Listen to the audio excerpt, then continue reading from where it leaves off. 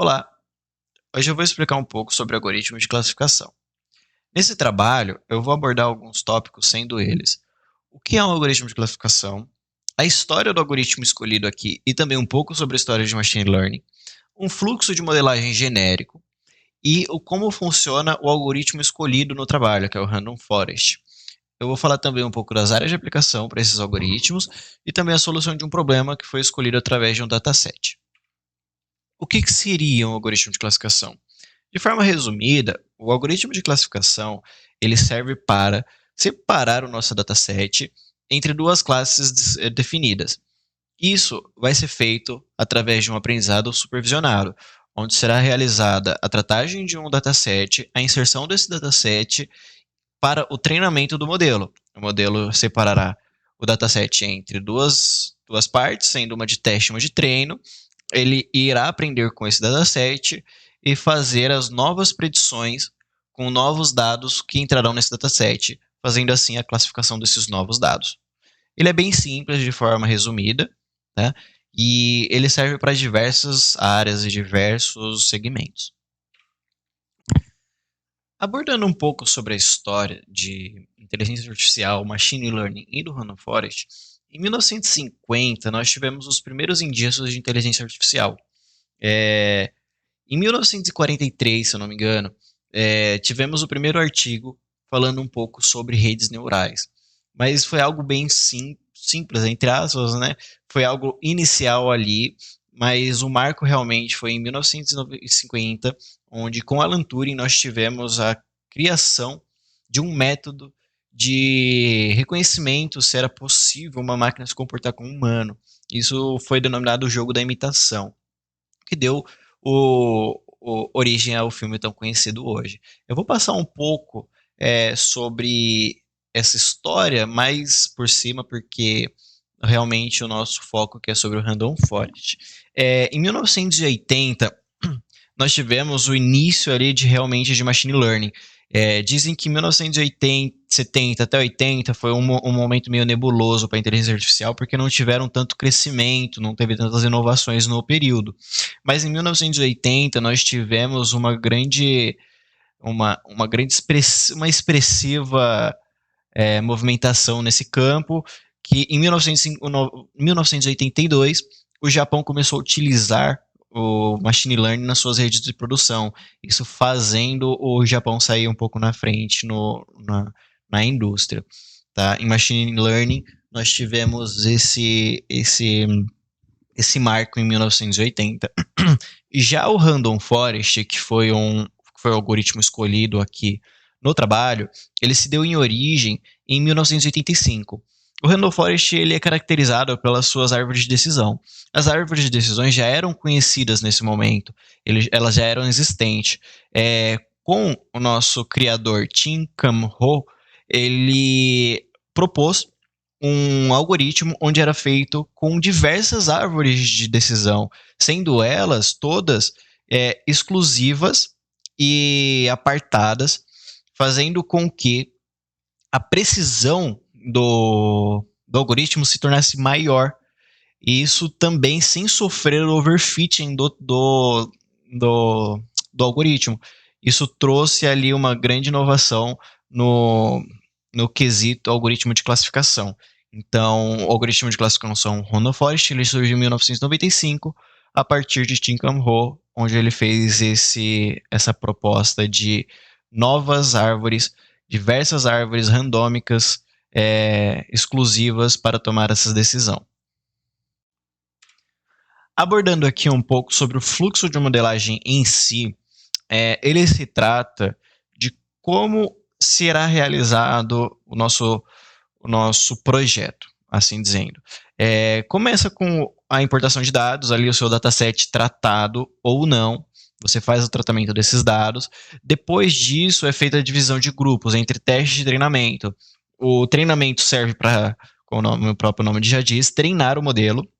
E o teste ele serve para fazer o teste, se o modelo foi bem treinado, se ele consegue predizer novas classificações a partir daquele dataset de teste. Ali a gente vai realizar a aplicação do modelo de algoritmo de classificação que nós escolhemos. Assim, temos diversos, temos o XGBoost, o LightBM, temos o Random Forest, todos eles sendo o algoritmo de classificação. Será feito o treinamento desse algoritmo e análise dos resultados. Né? Aqui na análise dos resultados, nós temos alguns pontos a serem observados, que eu também observei aqui no momento do nosso trabalho. Se trata da UC-Score, que a UC-Score, ele nada mais é do que a nossa medida da acurácia do nosso modelo, que seria a medida de precisão do nosso modelo, sendo ela de 0 a 1, ou de 0 a 100%, sendo 0 um modelo que não conseguiu aprender com seus dados de treino, 0,5 um modelo em que ele não conseguiu também aprender tanto, em que ele seria de forma aleatória. Como ele não conseguiu aprender tanto, as novas predições dele seriam aleatórias. Já o 0, que é o antes do 5, ele não vai conseguir predizer novos dados, então ali ele tem um erro.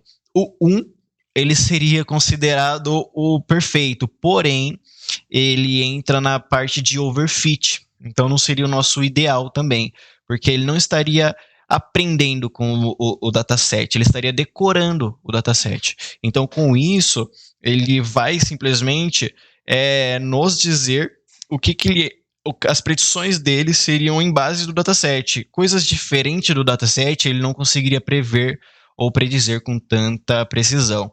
Então, esse 1 nosso, que é o tão esperado, ele também não é algo tão bom, tá? Isso entra na parte de overfit e underfitting ideal.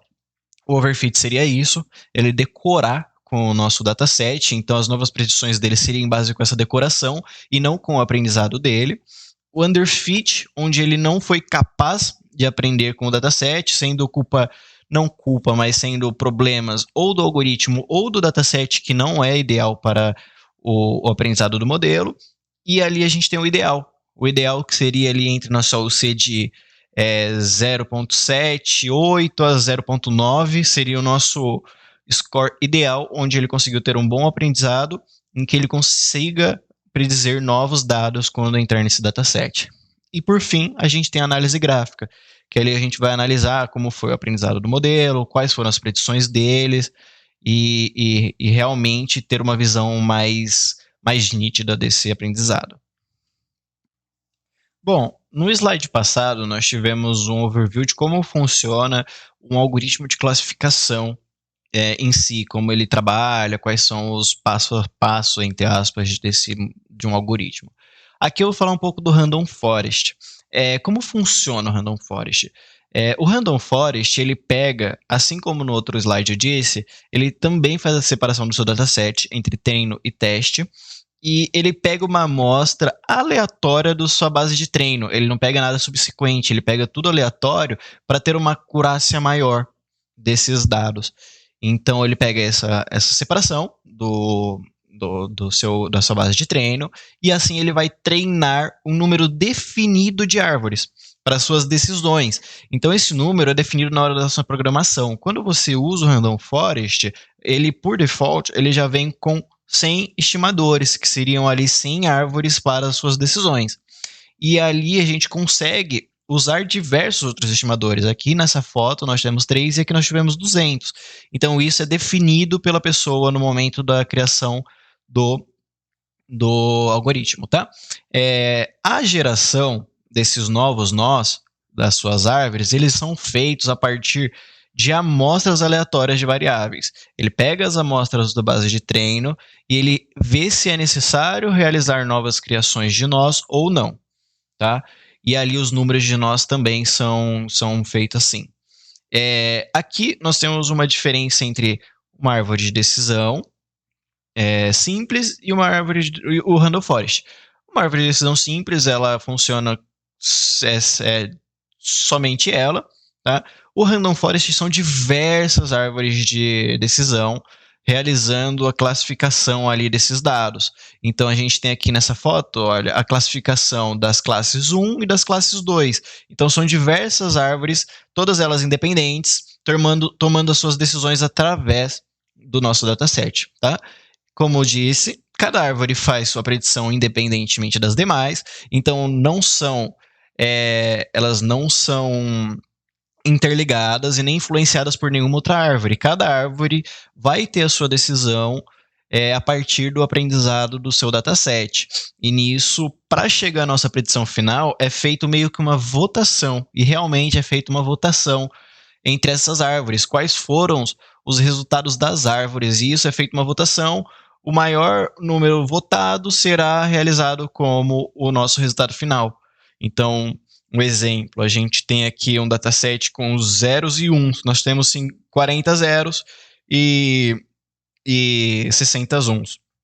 Nisso é feito a classificação desses caras através dos outros dados do dataset, e chegar no final foram dito que são 50 uns e 30 zeros. Então, o mais votado foi o nosso 1, então o nosso 1 ali ele vai sair com uma predição final, e o 0 ele vai sair com 30% de predição final, tá? Aqui nós temos um exemplo entre um underfit e um overfit, tá? Quando nós usamos um número de estimadores baixo, ele não consegue se aproximar a realidade dos dados. Então, ele tem uma curva de aprendizado aqui muito distorcida. Então, ele não está tão próximo assim da realidade dos dados. E aqui nós temos um overfitting. A gente colocou muitos estimadores e ele chegou muito próximo desses dados. Isso também não é algo bom, porque aquilo que eu disse, ele vai acabar decorando esses dados. Então, algo fora desses dados, ele acaba se perdendo. Então, esse é um exemplo entre os números de estimadores baixos e os estimadores altos. Eu acho que é basicamente isso, tá? Passando aqui um pouco sobre o Random Forest. O Random Forest é meio simples. Se a gente chegar a pesquisar realmente na internet, a gente vê que as explicações são bem básicas sobre o Random Forest. Ele é um algoritmo até que simples de classificação, porém também muito bom. Um pouco sobre as áreas de aplicação. Eu coloquei aqui User Experience porque eu não achei outra palavra para usar aqui. O que seria esse User Experience? O algoritmo de classificação ele pode ser usado nessa área, como eu coloquei de exemplo aqui, entre essas plataformas de classificação dos seus gostos e gêneros. Um exemplo, a Netflix, ela fez uma competição no Kaggle há uns anos atrás, com uma premiação de $1 milhão, onde ela estava tendo um problema de classificação das suas sugestões de filme para os seus usuários. E nisso também, fora outros algoritmos foram usaram também alguns algoritmos de classificação, onde era feita a classificação de gênero mais gostado pela pessoa, mais escolhido pela pessoa ali, através dos seus usos anteriores de filmes, de séries, de documentários. E nisso foi feita toda uma análise para fazer essa classificação de gênero do usuário e assim recomendar novos filmes para esse usuário. O Spotify também usa muito isso através da sua análise de gostos anteriores, quais músicas, quais gêneros foram mais escutados, fazendo assim a classificação e sugerindo para o usuário. Isso também em redes sociais é direto, marketplace, quais são os consumos dessa pessoa, o que ela mais gosta de consumir, que tipo de produto, isso é muito feito. E também nós temos aqui as automações de processos. Como seriam essas automações de processos? Um exemplo muito básico que é muito explorado na internet é a classificação de e-mails. Quando nós recebemos e-mails, muitos desses e-mails são spams. Então, os algoritmos de classificação servem para classificar esses tipos de e-mail através dos seus dados que vêm nesses e-mails, imagens, fotos, dados e textos, promoções. Seria possível, com um algoritmo de classificação bem treinado, fazer a classificação desses e-mails, sendo eles spams ou não. Então, ele também é muito usado nesse tipo de automação de processo, automações de processos contábeis, automações de processos fiscais. Ele pode ser muito bem utilizado nessas áreas, tá? E também aqui temos a aplicação nos modelos de crédito. O que seriam esses modelos de crédito?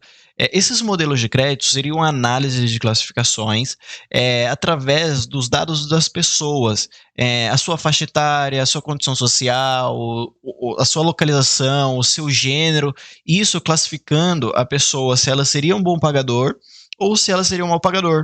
E também isso já com uma base de dados criada entre se a pessoa é uma pessoa pagadora ou uma pessoa inadimplente. Isso serve para muitas e muitas empresas para fazer a concessão de crédito, se essa pessoa pode ter um limite mais alto, se essa pessoa pode pegar um empréstimo melhor, se essa pessoa não pode também pegar um empréstimo. O score do Serasa usa muito isso para ver se a pessoa ela é uma boa pagadora ou não, e ali subir o seu score, e isso já também influenciando nessas concessões de crédito. Então, o algoritmo de classificação ele é muito, muito usado nesse modelo de crédito para realmente fazer essas concessões de crédito, fazer essas aplicações.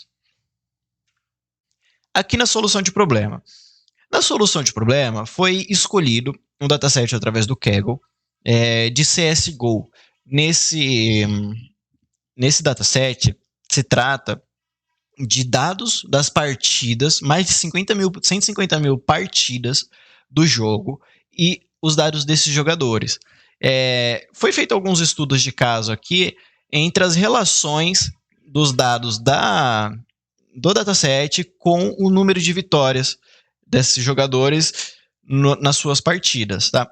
O CSGO, contextualizando, é um jogo de FPS, onde o objetivo é plantar a bomba quando a pessoa é terrorista e defusar quando a pessoa ela é contra-terrorista. E nisso ali a gente tem diversas variáveis entre número de mortes, quantas bombas foram plantadas, qual mapa e assim por diante. Um dos estudos que foi feito aqui foi a relevância de bombas plantadas e as vitórias nos mapas, chegando a um resultado de quais mapas a influência do plant de bomba traz um maior aproveitamento e um maior ganho nesses mapas. Aqui nesse estudo, a gente teve um grande destaque no mapa Mirage, onde a influência de plant de bomba influencia muito mais na vitória dos jogadores nesse mapa.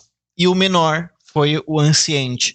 O Ancient ele traz pra gente em que o plant de bomba não é tão relevante para a vitória neste mapa.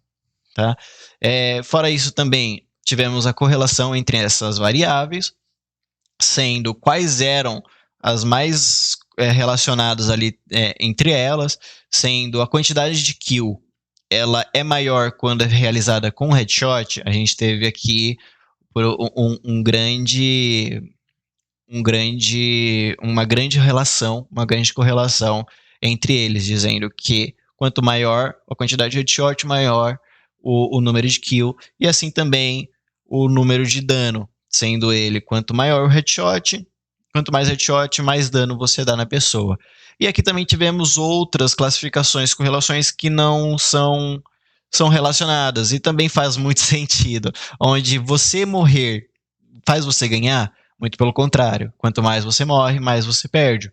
Então aqui a gente teve uma relação muito boa entre essas variáveis que fez com que eu conseguisse chegar a esses estudos de caso, quais seriam os mais interessantes para serem feitos. Aqui, resumindo, no algoritmo, obtive uma OC até interessante, de 0,78, que foi uma acurácia até que elevada, em que o modelo trouxe para mim um número satisfatório de aprendizado, onde ele conseguiu realmente classificar essas duas classes, entre vitórias e não vitórias. E aqui temos outros estudos que estavam no outro slide, que é o estudo entre relação de quantidade de dano versus kill. Quanto mais dano, mais kill a pessoa tinha, então realmente eles estão muito relacionados, e o modelo trouxe para a gente esses dados, mostrando que realmente quanto mais dano, maior a quantidade de kill, e também quanto mais headshot, maior o dano e maior a quantidade de kill. Então, separando aqui por o valor do dano, quanto maior a quantidade, e por cor, a quantidade de headshot. Tá? Aqui nós temos o plot de distribuição das probabilidades, onde o modelo ele consegue mostrar para a gente numa análise gráfica qual foi a sua discriminação entre 0 e 1. Sendo aqui o azul o 0, ele até que conseguiu ter uma curva de classificação e de quantidade de classificação muito boa, o 1 sendo laranja, e nessa zona aqui seria, entre aspas, a nossa zona nebulosa, onde ele não conseguiu distinguir, que seriam os nossos falsos positivos e falsos negativos. Então aqui, o que está em vermelho para cá da lista a verde, seria que ele classificou como 0, onde na verdade era 1. E assim, ao contrário aqui, onde seria 1, perdão, falei ao contrário, onde aqui seria 1, ele classificou como 0, e aqui o que seria como 0, ele classificou como 1. Então aqui foram os dados e a quantidade de dados que ele não conseguiu classificar. Como eu disse, eu obtive aqui uma acurácia de 0,78, então ele realmente teria essa zona nebulosa, tá? E é isso, o modelo foi muito bom, foi muito bem aplicado. Aqui seria um pouco das minhas bibliografias, onde eu consegui esses dados, tá? E agora eu vou mostrar um pouco da aplicação desse dataset no Visual Studio. Aqui. No Visual Studio eu comecei a partir dos importes das bibliotecas sendo usadas, né? Eu precisei dar um warning ignore aqui, porque ele estava dando uns erros em que não eram relevantes. Não eram muito erros, eram só uns avisos que não eram relevantes para o nosso projeto. Tá? Aqui é somente um comando em que eu coloquei para ele exibir todas as colunas e linhas, porque como o dataset era muito grande, ele não estava exibindo para mim todas as colunas, então eu não conseguia visualizar ali quais eram as colunas. Tá? Aqui é o import do dataset, a verificação de nulos, aqui eu fiz a verificação de duplicados, e aqui a quantidade de dados duplicados, de dados do dataset, tá? Depois dessa verificação, eu vi aqui que tinha muito duplicado de TK, porém o TK não era relevante para mim, e a quantidade de hits e últimos vivos também não eram relevantes para essas análises. Então eu tirei aqui esses nulos, então eu dei um drop NA aqui para tirar esses nulos, e depois eu fiz uma verificação novamente e nenhum nulo ficou remanescente no dataset, tá? E, como eu disse, algumas colunas não eram necessárias para o treino do modelo e também não era necessário para as minhas análises aqui. Então, eu acabei removendo essas colunas que não eram necessárias, tá? E aqui eu tive um grande impasse, porque o que acontece? O mapa, ele veio em uma coluna só, escrito mapa. Porém, nesse mapa, nessa coluna, tinha o nome do mapa. E nisso o modelo ele não consegue analisar esses dados strings. Então eu tive que gerar dummies aqui, onde ele fez a geração desse mapa, dessas linhas, em colunas, e trazendo esses dados binários entre 0 e 1, se foi realizada a vitória ou não nesse mapa. Tá? E aqui é um print das colunas geradas.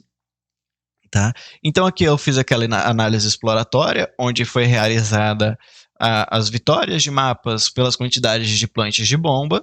Tá? Aqui foi feito agrupamento dos mapas relacionados entre as vitórias plantadas com bombas ou não. Aqui foi a criação do mapa, do gráfico, perdão, e aqui o print do gráfico. E nos trouxe esse plot. Tá? Aqui foi realizada a criação do heatmap, que é a correlação entre as variáveis. Aqui eu peguei a relação entre algumas colunas, não foram todas necessárias aqui, em que eu queria realizar a correlação entre vitória e quantas bombas foram plantadas, quantos headshots, o valor de dano, quantidade de que eu queria saber para realmente trazer depois algumas outras análises, tá? Aqui, como eu peguei aqui a correlação, foi escolhido trazer esse gráfico de relação entre dano, kill e headshot. Aqui começa um pouco da parte de modelagem. Eu fiz a verificação se os dados de vitórias estavam ou não balanceados. Para minha sorte, o dataset do Kaggle estava muito bem, ele estava classificado como usabilidade 10, então isso foi um alívio para mim, porque ele já veio com esses dados balanceados, então o mesmo número de vitórias que obtiveram nesses dados é o mesmo número de derrotas, então está muito bem balanceado esse dataset. Tá? E aqui foi criado foi separado o dataset entre as variáveis de target e a variável que é a nossa classe de decisão e os nossos dados de treinamento, onde ele chegaria nesse target, tá?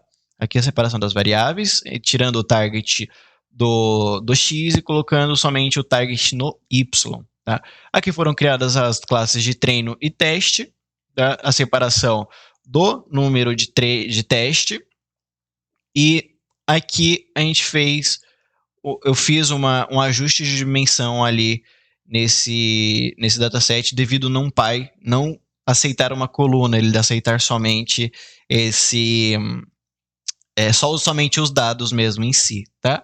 Aqui foi a implementação do Random Forest. A implementação do Random Forest, como eu disse, ele por default ele já tem um estimador de 100, então eu já deixei esse estimador, que foi um estimador muito bom para o uso aqui. Então eu deixei esse estimador com 100 mesmo, não quis alterar, tá? E aqui já o fit, que é o treino no modelo. E aqui a gente tem a predição do dataset e o cálculo da OC. Como eu disse, eu obtive aqui uma OC de 0,78, que foi uma OC até que agradável, tá?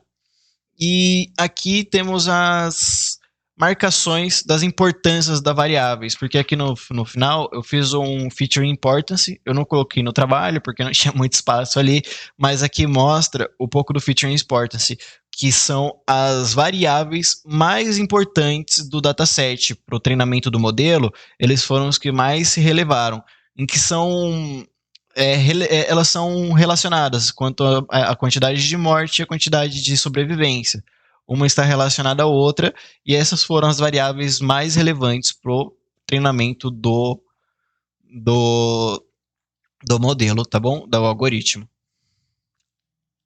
Aqui é um pouco do plot da curva ROC, onde mostra também a curva de aprendizado do modelo.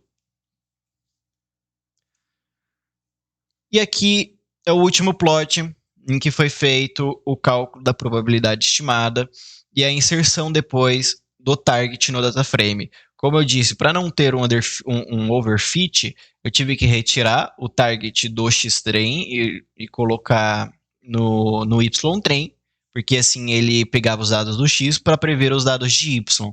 Então aqui eu recoloquei o target no data frame para gerar o plot de probabilidade, mostrando para gente quais foram as quantidades de dados que ele conseguiu predizer que são zeros e que são uns, e os nossos falsos positivos e falsos negativos. Tá? Esse daqui é o modelo aplicado, que foi o Random Forest, e essa é a análise de classificação dos dados de CSGO.